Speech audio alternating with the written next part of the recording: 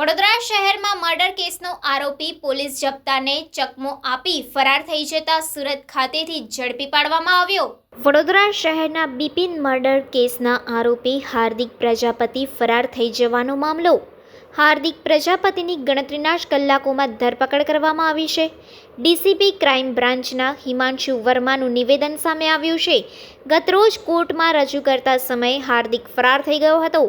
Police જપ્તાને ચકમો આપી ભાગી છૂટ્યો હતો।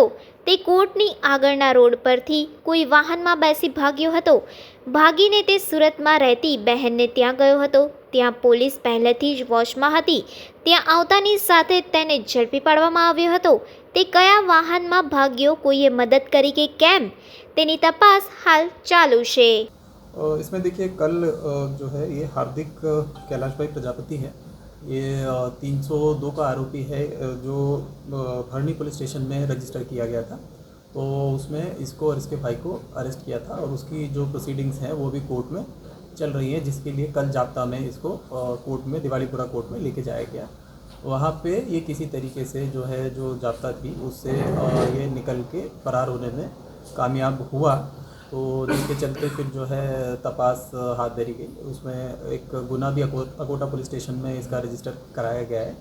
तो हमने कैमरा सीसीटीवी के लिए हमने टीम्स लगाई। उसके बाद हमारा जो टेक्निकल इंटेलिजेंस है उसके आधार पे हमने देखा कि ये यहाँ से जो है पैदल डूमार्ट की तरफ गया है। डूमार्ट से इसने कोई व्हीकल जो है इसने यूज़ किया है, या तो बस या कोई, वो अभी तपास हमारी चल रही है। वहाँ से ये सूरत के लिए निकला। सूरत में इसकी जो है सिस्टर रहती है, इसकी बहन वहाँ पे रहती है। तो हमें जो है एक इंटेलिजेंस मिला था कि शायद यहाँ से अपनी बहन के पास जाने वाला है। तो हमने एक टीम जो है सूरत में भेज दी थी।